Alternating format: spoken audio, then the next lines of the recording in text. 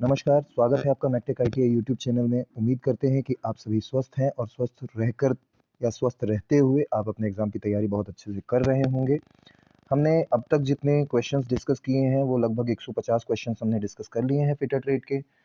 Madhya Pradesh ITI training officer का exam ज़्यादा दूर है नहीं, तो हमें क्वेश्चन टू द क्वेश्चन हमें पढ़ाई करनी पड़ेगी। सब्जेक्टिव पढ़ने का टाइम अब हमारे पास में नहीं है, इसलिए हम आपके पास लेकर के आ रहे हैं अपनी वीडियो के माध्यम से इम्पॉर्टेंट क्वेश्चन। जो इम्पॉर्टेंट क्वेश्चन आपके एग्जाम्स में आते हैं और इसी पैटर्न के क्वेश्चंस आते हैं, तो ये क्वेश्चंस आपको तैयार करना ज़रूरी होता है। इस तरह के वीडियोस हम पहले भी लेकर के आ चुके हैं और आज ये वीडियो का तीसरा पार्ट है, जिसमें हम डिस्कस करेंगे 50 क्वेश्चन। तो अगर अब तक आपने चैनल को सब्सक्राइब नहीं किया है तो सब्सक्राइब करके बेल आइकन प्रेस कर दीजिए, जिससे हमारे आने वाले वीडियोस भी आपसे मिस ना हो। और बढ़ते हैं आज के इम्पोर्टेंट क्वेश्चंस की तरफ, लेकिन उससे पहले पिछले वीडियो में आखिरी में हमने आपसे एक क्वेश्चन पूछा था और आपसे कहा था कि इसका कमेंट करके आंसर ज़रूर बताइएगा। तो हो सकता है आप में से कई लोगों ने पूरा वीडियो ना देखा हो, तो जिसके कारण आपको ये लास्ट वाला क्वेश्चन दिखा ना हो, क्योंकि जिसमें हमने आपसे कमेंट के माध्यम से आंसर्स मांगे थे। तो ऐसा मत कीजिए, क्वेश्चन पूरे देखिए, पूरा वीडियो देखिए, जिससे कि इंपॉर्टेंट क्वेश्चंस, कोई भी एक क्वेश्चन मिस हो जाएगा और वही क्वेश्चन एग्जाम में आ जाएगा तो फिर आपको बड़ा रिग्रेट महसूस होगा। तो वीडियो पूरा देखिए और जब कभी आपसे इस तरह के सवाल आपसे पूछे जाएं तो कमेंट करके आंसर ज़रूर बताइए। वीडियो अच्छा लगे तो वीडियो को लाइक करिए, दोस्तों के साथ शेयर करिए और साथ ही साथ चैनल पे अपना प्यार बनाए रखिए। अभी लास्ट वाले वीडियो का जो अंतिम प्रश्न जो हमने पूछा था, जिसका आंसर नहीं बताया था, आज उसको देख लेते हैं। सबसे आखिरी में हमने पूछा था प्रश्न, आपके सामने एक हैमर का चित्र दिया हुआ था। इस चित्र में एक्स पार्ट को बताना था कि इस एक्स पार्ट का नाम क्या है। तो आपके ऑप्शंस थे पीन, फेस, चीक या आई होल। तो इसका सही आंसर था ए, पीन। इसी के आधार पे इसका नामकरण किया जाता है, ये पीन के आधार पे ही। तो ये जो हैमर था ये बॉल पीन हैमर था। तो चलिए आज के पहले वीडियो की तरफ चलते हैं। आज का पहला वीडियो यानी आज का पहला क्वेश्चन, आज के इस वीडियो का पहला क्वेश्चन जो कि है प्रश्न नंबर 151। क्वेश्चन आपके सामने है, what is the purpose of crowning on the cutting edge of chisel. छेनी की धार पर क्राउनिंग का क्या उद्देश्य है। छेनी आप जानते हैं, छेनी को चीजल बोलते हैं। छेनी की जो एज होती है, जो कटिंग एज होती है, जिसे हम धार बोलते हैं हिंदी में, उसमें क्राउनिंग का क्या उद्देश्य है, क्राउनिंग क्यों कर रहे हैं। आपके ऑप्शंस हैं, prevent slipping of chisel, prevent digging of corner, allow chisel to move freely on straight line, allow cutting edge to penetrate into work. छेनी को फिसलन से रोकें, कोनों को उनको खुदाई से रोकें, और छेनी को सीधी रेखा पर स्वतंत्र रूप से मूव करने की अनुमति दें, और कटिंग एज को कार्य में घुसने न दें। इसका सही आंसर है B, prevent digging of corners. कोशिश ये होनी चाहिए कि जो कोने होते हैं, एज होते हैं, जो कटिंग एज है, कटिंग एज के जो कॉर्नर्स होते हैं, वो कॉर्नर्स जो है खुदाई ना करें, वो डिगिंग ना करें। वो जो जहाँ पर आप कटिंग कर रहे हैं छेनी के माध्यम से, वो कटिंग उन एजेस की वजह से ना हो, इसलिए क्राउनिंग की जाती है। बढ़ते हैं अगले प्रश्न की ओर। प्रश्न क्रमांक 152 यानी कि प्रश्न number 152। Question number 152, how to prevent the tool rubbing against the work surface in metal cutting process. धातु कटने की प्रक्रिया में टूल को वर्क सरफेस से रगड़ने से कैसे रोका जा सकता है। आपके ऑप्शंस हैं, decrease the lip angle, increase the rake angle, increase the clearance angle, या decrease the tool wedge angle. Lip angle को घटाकर, रेक एंगल को बढ़ाकर, क्लियरेंस एंगल को बढ़ाकर, या टूल वेज कोण को घटाकर। तो इसका सही आंसर है सी, increase the clearance angle.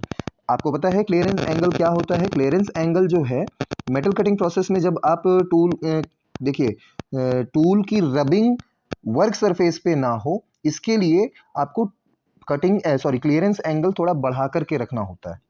Metal cutting के दौरान जो टूल है वो वर्क सरफेस पे रगड़े ना, घिसे ना, इसके लिए क्लियरेंस एंगल दिया जाता है। तो ये है क्लियरेंस एंगल। क्लियरेंस एंगल को बढ़ाया जाए जिससे कि वर्क सरफेस पर जो है टूल रगड़े ना, रब ना करे। तो चलिए बढ़ते हैं अगले प्रश्न की ओर। Question number 153, name the property of metal that withstand shock और इम्पैक्ट। धातु की उस प्रॉपर्टी का नाम बताइए जो शॉक या इम्पैक्ट सहन कर सकता है। जिस प्रॉपर्टी की वजह से कोई भी धातु या कोई भी मेटल जो है शॉक या इम्पैक्ट को सहन कर सके, आपको उस प्रॉपर्टी का नाम बताना है। आपके ऑप्शंस हैं, टेनेसिटी, हार्डनेस, ब्रिटलनेस या टफनेस। तो इसका सही आंसर है डी, टफनेस। बढ़ते हैं अगले प्रश्न की ओर। Question number 154। बढ़ते हैं अगले प्रश्न की ओर। Question number 154, what are reaming. तो which part is the measuring face fitted to the frame of outside micrometer. Outside micrometer में आउट कौन सा पार्ट मेजरिंग फेस है जो बाहरी माइक्रोमीटर के फ्रेम में फिट होता है? फ्रेम में फिट होता है कौन सा पार्ट? बहुत ही सिंपल है, आपके ऑप्शंस देख लेते हैं, एनविल, बैरल, स्पिंडल या रैचेट स्टॉप। तो इसका सही आंसर है एनविल। आपने देखा होगा जो सी फ्रेम होता है माइक्रोमीटर के का जो सी फ्रेम होता है, सी फ्रेम के फिक्स साइड जो छोटा सा पोर्शन निकला हुआ था उसे एनविल बोलते हैं, वो फ्रेम में फिटेड पार्ट है माइक्रोमीटर में मेजरमेंट के लिए। तो बढ़ते हैं अगले प्रश्न की ओर, प्रश्न नंबर 155। अब राइमिंग नहीं हुआ। Question number 155, what is the name of micrometer? इस माइक्रोमीटर का नाम आपको बताना, बहुत सिंपल सा है, इसमें ज्यादा डिस्कस करने की जरूरत नहीं है, डेप्थ माइक्रोमीटर है। बढ़ते हैं अगले प्रश्न की ओर, क्वेश्चन नंबर 156 आपके सामने आ चुका है। How the drill chucks are held on the machine spindle? Machine spindle पर ड्रिल चक को कैसे पकड़ा जाता है? आपके ऑप्शन है by arbor, by socket, by sleeve या बाय स्पेशल क्लैम्प। बहुत सिंपल सा आंसर है इसका, बाय आर्बर। बढ़ते हैं अगले प्रश्न की ओर, प्रश्न क्रमांक 157 यानी कि question number 157, which drilling machine the spindle head is moved toward or away from the column? Which drilling machine the spindle head is moved towards or away the column? कौन सी ड्रिलिंग मशीन में spindle head को column के पास और दूर किया जाता है? आपके ऑप्शंस हैं pillar drilling machine, gang drilling machine, radial drilling machine या सेंसिटिव बेंच ड्रिलिंग मशीन। इसका सही आंसर है रेडियल ड्रिलिंग मशीन। तो अगला प्रश्न आपके सामने आ चुका है, प्रश्न क्रमांक 158, which type of screw threads are rounded at the crest and root? Crest और रूट आपको पता ही है, जो भी थ्रेड होती हैं, थ्रेड का जो टॉप वाला पोर्शन होता है उसे क्रेस्ट बोलते हैं, और जो मतलब बिल्कुल डीप वाला डेप्थ वाला जो पोर्शन होता है उसको रूट बोलते हैं।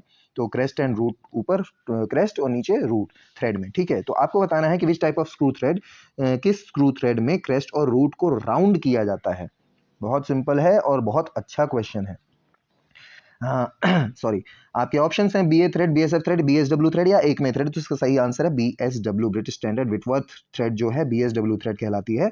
तो इसका सही आंसर बीएसडब्ल्यू थ्रेड है। क्वेश्चन नंबर 159 आपके सामने आ रहा है आपकी कंप्यूटर स्क्रीन पर। जी हाँ, what is the name of tap wrench? ये इस टैप रेंच का नाम क्या है? ये इस तरह का क्वेश्चन हम पहले भी डिस्कस कर चुके हैं, उम्मीद करते हैं इसका आंसर आपको पता होगा। इसका सही आंसर है solid type of tap wrench. ये क्वेश्चन पहले भी आ चुका है वीडियो में हमारे, तो रिपीटेड है। चलिए बढ़ते हैं अगले प्रश्न की ओर, प्रश्न नंबर 160 आपके सामने आ चुका है। ये बहुत इंपॉर्टेंट क्वेश्चन है, इसको बहुत ध्यान से बल्कि लिख के रख लीजिए, क्योंकि इस तरह के क्वेश्चन भूल जाते हैं अक्सर, हम इसके आंसर्स वहां पर कंफ्यूज हो जाते हैं। तो what is the formula to calculate the tap drill size? Tap drill size को कैलकुलेट करने का क्या फॉर्मूला है? तो tap drill size is equals to major dia into twice of depth. Tap drill size is equals to major dia plus twice of depth.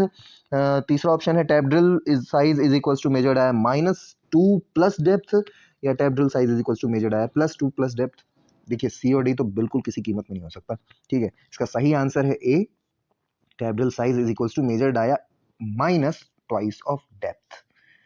तो चलिए बढ़ते हैं अगले प्रश्न की ओर, प्रश्न क्रमांक 161, 161, which activity causes excessive wear and shattering of drill bit while drilling? कौन सी गतिविधि ड्रिलिंग करते समय ड्रिल बिट के अत्यधिक घिसने की आवाज के कारण बनती है? तो आपके ऑप्शंस हैं टू फास्ट फीड रेट, बहुत तेज फीड रेट। दूसरा ऑप्शन है टू स्लो फीड रेट, बहुत धीमी गति से फीड दर। तीसरा ऑप्शन है मोर कटिंग स्पीड, अधिक कटिंग काटने की गति। या चौथा ऑप्शन है टू स्लो स्पिंडल, बहुत धीमा स्पिंडल अगर हो तो। क्वेश्चन को दोबारा पढ़िए, विच एक्टिविटी कॉजेज एक्सेसिव वियर, यानी सबसे ज्यादा वियर हो, तथा shattering of drill bit while drilling. Excessive wear और शैटरिंग की कब होती है? तो इसका सही आंसर होना चाहिए B, too slow feed rate. बहुत धीमी गति से जब फीड दर हो तभी इस तरह की आवाज आती है और घिसने का साउंड आता है। तो बढ़ते हैं अगले प्रश्न की ओर, प्रश्न क्रमांक 162 आपके सामने आ चुका है। What is the reading of vernier caliper with inch graduation? यहां देखिए इंच ग्रेजुएशन में आपको बताना है इसकी रीडिंग क्या है। तो आपके ऑप्शंस हैं 1.068, 1.459, 1.418, 1.41409। तो इसमें आप देखिए पहला ऑप्शन तो बिल्कुल ही इनकरेक्ट है, 1.068 तो नहीं होगा। अब देखिए सबसे पहले इसमें आप देखिए 1 इंच को ये बिल्कुल क्रॉस कर चुका है, ठीक है, 1 इंच को क्रॉस कर चुका है। उसके बाद इसने फोर्थ डिवीजन को भी क्रॉस कर दिया है। एक्चुअली इसने 4.5 को भी क्रॉस कर दिया। जीरो को आप देखिए, जीरो की पोजीशन 4.5 मतलब 0.45 पे है, तो 1.45 तो होगा ही होगा, ठीक है। अब आते हैं कौन सा डिवीजन इसका मैच कर रहा है, तो 9th डिवीजन मैच कर रहा है, तो इसका सही आंसर है 1.459। बहुत सिंपल सा था। तो चलिए बढ़ते हैं अगले प्रश्न की ओर। प्रश्न क्रमांक 163 आपके सामने आ चुका है। Which part of combination set is used to mark and check angle of 90 degree and 45 degree. Combination set के किस भाग का उपयोग 90 डिग्री और 45 के एंगल को चिन्हित करने के लिए, जांचने के लिए किया जाता है? बहुत सिंपल सा इसको ये क्वेश्चन है। अगर आपने कॉम्बिनेशन सेट देखा है तो आप बिल्कुल आसानी से बता सकते हैं कि इसका सही आंसर है square head. Square head 90 degree और 45 डिग्री दोनों मेजर बहुत आसानी से कर सकता है। चलिए बढ़ते हैं अगले प्रश्न की ओर। प्रश्न क्रमांक 164 164 आपके सामने आ चुका है। Why ribs are provided on the angle plate. Angle plate में रिब्स किस लिए प्रोवाइड किए जाते हैं? आपके ऑप्शंस हैं प्रोवाइड फ्लैटनेस, बी ऑप्शन है प्रिवेंट डिस्टॉर्शन, तीसरा ऑप्शन है प्रोवाइड स्क्वायरनेस, चौथा ऑप्शन है सपोर्ट द मशीनी सरफेस, मशीनी सतह को सपोर्ट करने के लिए। इसका सही आंसर है प्रिवेंट डिस्टॉर्शन। देखिए रिब प्रोवाइड की जाती है उसको स्ट्रेंथनिंग करने के लिए। जो एंगल प्लेट अपना हम लोग यूज करते हैं, एंगल प्लेट में एक रिब्स होते हैं, आपने देखा होगा। तो वो रिब्स जो प्रोवाइड किए जाते हैं एंगल प्लेट को स्ट्रेंथन करने के लिए, उसको ताकत देने के लिए, उसको जिससे किसी भी प्रकार की उसमें विकृति पैदा ना हो, इसके लिए। तो इसका सही आंसर प्रिवेंट डिस्टॉर्शन होगा। बढ़ते हैं अगले प्रश्न की ओर। प्रश्न क्रमांक 165, क्वेश्चन नंबर 165 आपके सामने कुछ वी ब्लॉक्स रखे हुए हैं। आपको बताना है किस टाइप के वी ब्लॉक्स हैं। आपके ऑप्शन है सिंगल लेवल सिंगल ग्रूव, दूसरा ऑप्शन है सिंगल लेवल डबल ग्रूव, तीसरा ऑप्शन है double level single groove, double level single groove, ठीक है, और डबल लेवल डबल ग्रूव। इसका सही आंसर है सी, डबल लेवल सिंगल ग्रूव। तो अगले प्रश्न की तरफ चलते हैं। अगला प्रश्न है प्रश्न number 166 166। How much carbon content of steel is forgeable. Steel की कितनी कार्बन कंटेंट फोर्ज हो सकती है? आपके ऑप्शंस हैं up to 1.2%, up to 1.7%, up to 1.9%, up to 2.1%। सही आंसर है अप टू 1.7%। बहुत इंपॉर्टेंट क्वेश्चन है, इसको नोट करके रखिएगा, इस तरह के क्वेश्चंस आते हैं। चलिए बढ़ते हैं अगले प्रश्न की ओर। प्रश्न क्रमांक 167 आपके सामने आ चुका है। 167 which cutting fluid used for drilling in cast iron. Cast iron में कौन सा कटिंग फ्लूइड यूज किया जाता है? कटिंग फ्लूइड की बात हो रही है यहाँ पर, ध्यान रखिएगा। आपसे पूछा जा रहा है कौन सा कटिंग फ्लूइड यूज करेंगे जब आप कास्ट आयरन में ड्रिलिंग कर रहे हो। तो आपके ऑप्शन हैं dry air jet, soluble oil, mineral oil या वेजिटेबल ऑयल। सही आंसर है ड्राई एयर जेट, ए। चलिए प्रश्न क्रमांक 168 पे चलते हैं। प्रश्न क्रमांक 168 में आपके सामने एक मशीन है, रेडियल ड्रिलिंग मशीन है। इसे रेडियल ड्रिलिंग मशीन कहते हैं। रेडियल ड्रिलिंग मशीन से एक क्वेश्चन अभी और भी आया था आपके पास में, अभी पीछे आया था, तो ध्यान दीजिएगा। रेडियल ड्रिलिंग मशीन इंपॉर्टेंट है, इस पर एक क्वेश्चन आता है, अक्सर आता है। क्वेश्चन का पैटर्न कुछ भी हो सकता है, आपसे बिना चित्र दिखाए उसके पार्ट्स पूछ सकता है, आपको चित्र दिखा करके उसके पार्ट्स पूछ सकता है। तो जैसे यहाँ पर आपको पूछा जा रहा है कि ये जो एक्स पार्ट है ये कौन सा पार्ट है, तो आपके ऑप्शंस हैं बेस स्पिंडल, रेडियल आर्म या स्पिंडल हेड। तो इसका सही आंसर है स्पिंडल हेड। चलिए बढ़ते हैं प्रश्न क्रमांक 169 169 पे। क्वेश्चन आपके सामने है। क्वेश्चन हल्का न्यूमेरिकल टाइप का क्वेश्चन है। Select the spindle speed for HSS drill, diameter 24 mm and cutting speed V is equals to 30 metre पर minute to drill mild steel. HSS drill जिसका व्यास 24 मिलीमीटर है, काटने की गति 30 मीटर पर मिनट है, उसके लिए माइल्ड ड्रिल को ड्रिल करने के लिए धुरी की गति का चयन कीजिए, यानी कि स्पीड का चयन कीजिए आप, ठीक है, ये पूछा जा रहा है। तो 275, 300, 450, इसका सही आंसर 400 आरपीएम होगा। चलिए बढ़ते हैं अगले प्रश्न की ओर। प्रश्न क्रमांक 170 170। Which one is used to bring the plate closely together after inserting the rivet in the hole. Rivet, छेद में रिवेट डालने के बाद प्लेटों को निकट लाने के लिए किसका उपयोग किया जाता है? आपके ऑप्शंस हैं ड्रिफ्ट, डॉली, रिवेट सेट या कॉकिंग टूल। सही आंसर है रिवेट सेट। चलिए बढ़ते हैं अगले प्रश्न की ओर। प्रश्न क्रमांक 171 171। What is the use of bend snip. Bend snips क्या है? बेंड स्निप्स का यूज आपको बताना है। आपके ऑप्शंस हैं ग्रूव कट, दूसरा ऑप्शन है जिगजैग कट, तीसरा ऑप्शन है स्ट्रेट कट, चौथा ऑप्शन है सर्कुलर कट। इसका सही आंसर है सर्कुलर कट। अगला प्रश्न प्रश्न क्रमांक 172। ये भी एक चित्रात्मक प्रश्न है, लेकिन चित्र आपके सामने अब तक आया नहीं है, ये शायद नेटवर्क का इश्यू है या कुछ भी है। चलिए चित्र नहीं आ रहा है, बढ़ जाते हैं अगले प्रश्न की ओर। तो प्रश्न क्रमांक 173 देखते हैं। 73 में आपके चित्र आ रहा है। तो चलिए इस चित्र को देखिए। इस चित्र में आपके सामने एक हैमर दिख रहा है, बॉल पिन हैमर दिख रहा है। तो यहाँ पर एक काम किया जा रहा है, शीट मेटल का काम किया जा रहा है। तो आपको बताना है कि इस तरह के शीट मेटल वर्क का नाम क्या है, ठीक है। आपके ऑप्शंस हैं ए ऑप्शन यहाँ पर मिसिंग है नॉचिंग, बेंडिंग, फोल्डिंग, तो ये भी क्वेश्चन इनकम्प्लीट है, इस क्वेश्चन को भी हम स्किप करते हैं क्योंकि ए ऑप्शन दिया ही नहीं है। बेंडिंग फोल्डिंग दिख नहीं रहा, नॉचिंग भी नहीं हो सकता, तो चलिए बढ़ते हैं अगले प्रश्न की ओर। ये क्वेश्चन भी कंप्लीट नहीं है, तो अगले क्वेश्चन की तरफ चलते हैं। क्वेश्चन नंबर 174 पे आते हैं। क्वेश्चन नंबर 174 आपके सामने आ चुका है। Name the zinc coated iron. आपके दिए गए ऑप्शंस में से आपको जिंक कोटेड आयरन बताना है। आपके ऑप्शंस हैं black iron, tinned iron, stainless steel या गैल्वेनाइज्ड आयरन। तो इसका सही आंसर है D, galvanised iron. Galvanised iron को जस्ता चढ़ा हुआ लोहा भी कहते हैं, तो जिंक कोटेड आयरन नाम से ही समझ में आ रहा है जस्ता चढ़ा हुआ लोहा। चलिए बढ़ते हैं अगले प्रश्न की ओर। प्रश्न क्रमांक 175 आपके सामने। Calculate the weight of steel plate having length of 2000 millimetre, width of 500 millimeter, thickness of 4 mm and density of 7.85 grams per centimeter cubic. Calculate the weight। बहुत आसान है, बिल्कुल आसान है। आपको पहले वॉल्यूम निकालना है, वॉल्यूम निकालने के बाद में आपको उसकी डेंसिटी इसके साथ में इंटू करनी है।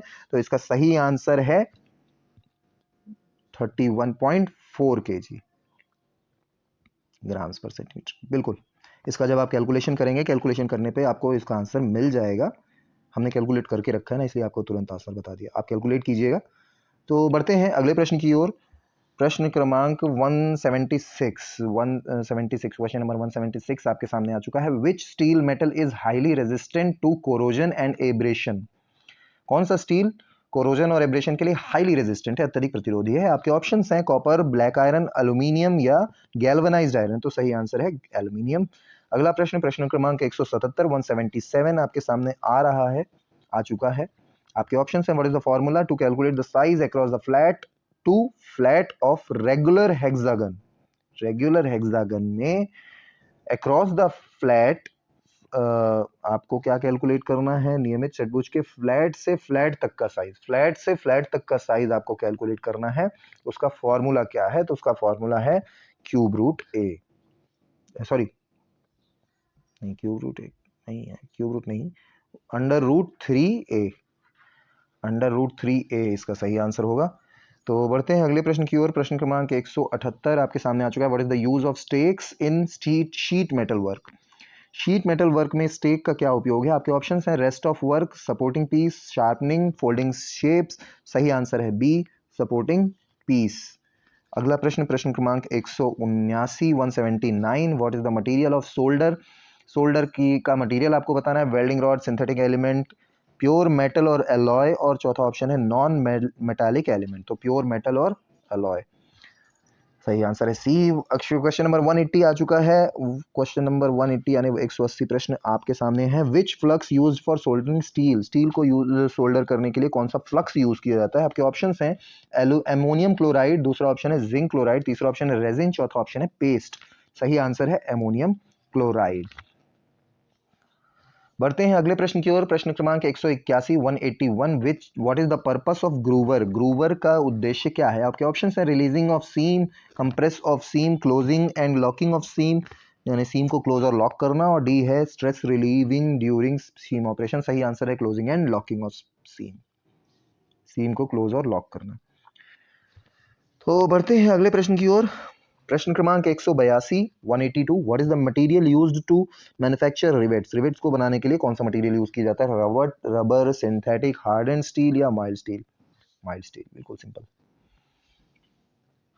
चलिए अगला प्रश्न है प्रश्न क्रमांक 183। आपके सामने एक रिवेट का चित्र दिया हुआ है। इस रिवेट के चित्र में आपको बताना है कि जो एक्स पोर्शन है इसे क्या बोलते हैं। बहुत सिंपल सा क्वेश्चन है। आपके ऑप्शंस हैं टेल, बॉडी, हेड या डायमीटर। इसे बॉडी कहते हैं, B. Question number 184, which is the operation of covering area of metal with molten solder. पिघले हुए सोल्डर के साथ धातु के क्षेत्र को कवर करने वाला ऑपरेशन क्या कहलाता है? आपके ऑप्शंस हैं पिकलिंग, स्वेजिंग, सीमिंग या टिनिंग। तो सही आंसर है इसका डी, टिनिंग। क्वेश्चन नंबर 185, प्रश्न क्रमांक 185, which rivet is used in heavy structural work. भारी संरचनात्मक कार्य में किस रिवेट का उपयोग किया जाता है? आपके ऑप्शंस हैं pan head rivet, snap head rivet, countersunk rivet या कॉनिकल रिवेट। भारी संरचनात्मक कार्य में किस रिवेट का उपयोग किया जाता है? बिल्कुल सिंपल है, पेन हेड रिवेट, ए। ठीक है, ए। चलिए बढ़ते हैं अगले प्रश्न की ओर। प्रश्न क्रमांक 186 आपके सामने आ चुका है। What is the name of tool what is the name of tool is used to support the snap head rivet? Snap head rivet को सपोर्ट करने के लिए जिस टूल का इस्तेमाल किया जाता है उसका नाम आपको बताना है। आपके ऑप्शंस हैं डॉली, ड्रिफ्ट, रिवेट सेट या रिवेट स्नैप। इसका सही आंसर है ए, डॉली। क्वेश्चन नंबर 187 आपके सामने आ रहा है। प्रश्न क्रमांक 187। आपके सामने एक चित्र दिया हुआ है जिस चित्र में दो प्लेट्स को रिवेट ने रोक रखकर रिवेट से जो है फास्टनिंग की गई है, जॉइनिंग की गई है रिवेट से ही। आपको बताना है कि ये इसमें कौन सा डिफेक्ट आपको शो हो रहा है। डिफेक्ट तो दिखाई दे रहा है कि जो रिवेट हेड है वो अपनी जगह से डिसलोकेट हो चुका है। तो आपको इस डिफेक्ट का नाम बताना है। आपके ऑप्शंस हैं improper joining of plates, burrs between the plates, rivet head not centred with the shank, body of rivet not perpendicular to the plate. सही आंसर है C, rivet head is not centred with the shank. Rivet head देख ही रहे हैं आप, rivet head जो है वो सेंटर्ड नहीं है, डिसलोकेट हुआ है। तो चलिए बढ़ते हैं अगले प्रश्न की ओर। प्रश्न क्रमांक 188। Which tool is used in sheet metal work to scribe a circle और arc with a large diameter? Sheet metal में किस उपकरण का उपयोग करके एक बड़े व्यास के एक सर्कल या चाप बनाने के लिए किया जाता है? आपके ऑप्शंस हैं स्प्रिंग कंपास, ट्रेमल, विंग कंपास या ऑर्डिनरी कंपास। तो सही आंसर है ट्रेमल। ट्रेमल का उपयोग करते हैं बड़े डायमीटर का सर्कल बनाने के लिए। तो बढ़ते हैं अगले प्रश्न की ओर। प्रश्न क्रमांक 189 189। वाई बर्फ form on the under side of sheet metal while sharing? Sharing करते समय शीट धातु के नीचे की तरफ बर क्यों बनाए जाते हैं? आपके ऑप्शंस हैं no clearance, hardened metal, increase in force या एक्सेसिव क्लियरेंस। सही आंसर है डी, एक्सेसिव क्लियरेंस प्रदान करने के लिए, अत्यधिक क्लियरेंस प्रदान करने के लिए। तो चलिए बढ़ते हैं। प्रश्न क्रमांक 190 आपके सामने आ चुका है। आपके सामने एक चित्र दिया हुआ है। आपको इस चित्र में बताना है कि एक्स मार्क क्या है। शीट मेटल कटिंग हो रही है यहाँ पर। आपके ऑप्शंस हैं बॉडी, क्लैंप, अपर ब्लेड या लोअर ब्लेड। तो इसका सही आंसर है बी, क्लैंप।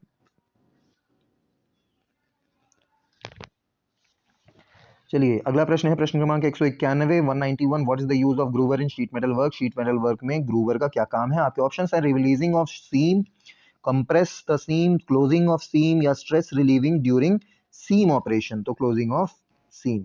ग्रूवर का काम सीम को क्लोज करना है। Question number 192। प्रश्न क्रमांक 192 ये रहा आपके कंप्यूटर स्क्रीन पर। Which rivets are used in light assembly work? हल्की असेंबली में कौन कौन से रिवेट का उपयोग किया जाता है? आपके ऑप्शंस हैं pan head rivet, snap head rivet, countersunk rivet या कॉनिकल हेड रिवेट। इसका सही आंसर है डी, कॉनिकल हेड रिवेट। चलिए बढ़ते हैं अगले प्रश्न की ओर। प्रश्न क्रमांक 193 आपके सामने आ चुका है। What is the tool used to form the other end of rivet head? Rivet head के दूसरे एंड को बनाने के लिए कौन से टूल का इस्तेमाल किया जाता है? बिल्कुल सिंपल है, रिवेट स्नैप कहते हैं उसे। तो ये याद रखिएगा, अच्छा क्वेश्चन है। इस तरह के क्वेश्चंस आते हैं।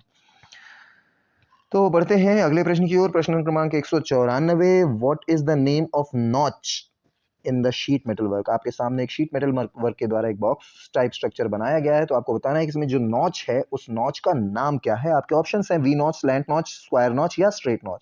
सही आंसर है square notch. Question number 195 195।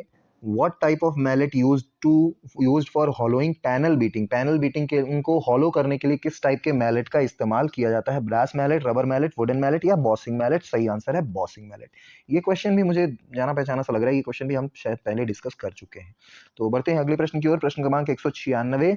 What is the fault in riveting? आपके सामने एक चित्र आना चाहिए लेकिन अब तक नहीं आया है। ये नेटवर्क का इशू है या समझ में आ नहीं रहा? तो जब चित्र ही नहीं है तो इस क्वेश्चन को कैसे करेंगे? तो बढ़ते हैं अगले प्रश्न की ओर। प्रश्न क्रमांक 197 पे चलते हैं। Question number 197। Which stake is used to form an arc of a circle bevelled along one side?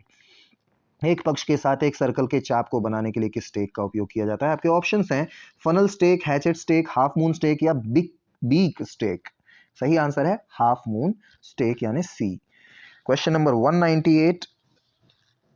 Question number 198 is what is the name of supporting tool in the sheet metal work? Sheet metal work में ये जो tool use किया जाता है ये एक तरह का सपोर्टिंग टूल है। इसका नाम आपको बताना है। आपके ऑप्शंस हैं hatchet stake, funnel stake, half moon stake या राउंड बॉटम स्टेक। तो ये जो है ये राउंड बॉटम स्टेक है।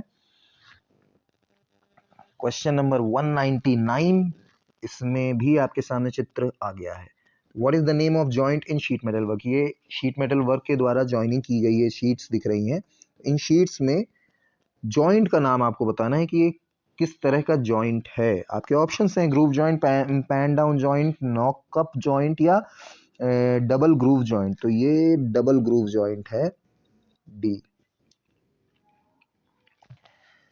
तो भैया आज के वीडियो का अंतिम प्रश्न आपके सामने आ चुका है, 200वां प्रश्न है ये। What is the maximum cutting capacity of snip? Snip की मैक्सिमम कटिंग कैपेसिटी क्या है? अब ये क्वेश्चन थोड़ा सा टफ कह सकते हैं या अच्छा क्वेश्चन है, तो इसका आंसर मैं आपको बता देता हूं। इसका आंसर 1.2 mm थिकनेस है। तो आज हमने आपसे कोई क्वेश्चन पूछा नहीं है, चलिए कोई बात नहीं। क्वेश्चन अगर वीडियो आपने पूरा देखा है तो इसमें आपने देखा होगा 3-4 क्वेश्चन ऐसे थे जो कि जिनमें फिगर नहीं आ पाए, जिसके कारण हम लोग उसे डिस्कस नहीं कर पाए। तो कोई बात नहीं, आप इस तरह के क्वेश्चन जरूर ध्यान दीजिएगा कि जिस भी बुक्स वगैरह में देखने के लिए मिलते हैं जिसमें डायग्राम दिया हो और डायग्राम दे करके क्वेश्चन पार्ट्स वगैरह पूछ रहा हो, तो इन क्वेश्चंस को आप देखिएगा बुक में, हो सकता है बुक में ये क्वेश्चन मिल जाए, तो उनको करिएगा जरूर और नोट डाउन करके रखिएगा। जिन क्वेश्चंस को मैं बोल रहा हूँ कि क्वेश्चंस इंपॉर्टेंट हैं, उन पे बहुत ज्यादा ध्यान दीजिएगा। तो ये थे आज की क्लास के 50 क्वेश्चन। उम्मीद करते हैं आपने ये क्वेश्चंस पूरे देखे और पूरा वीडियो देखा। अगर आपने, तो वीडियो देखने के लिए, पूरा वीडियो देखने के लिए धन्यवाद। हम इस तरह के 50-50 क्वेश्चन ला करके आपके एग्जाम्स की तैयारी करवाएंगे। तो चैनल के साथ बने रहिएगा, चैनल के साथ बने रहिएगा। वीडियो अगर पसंद आए तो वीडियो को लाइक करिएगा, दोस्तों के साथ शेयर जरूर करिएगा, क्योंकि हो सकता है आपके शेयर करने से ये क्वेश्चन या ये वीडियो ऐसे किसी व्यक्ति तक पहुंच जाए जिसके पास तैयारी करने के लिए ज़्यादा साधन सुविधा उपलब्ध ना हो, तो उसकी तैयारी भी अच्छे से हो जाए। तो वीडियो को शेयर करिएगा और चैनल के साथ बने रहिएगा। हम इस तरह की वीडियोस लेकर के आते रहेंगे। मिलते हैं अगले वीडियो में, तब तक के लिए धन्यवाद। आपका दिन शुभ हो।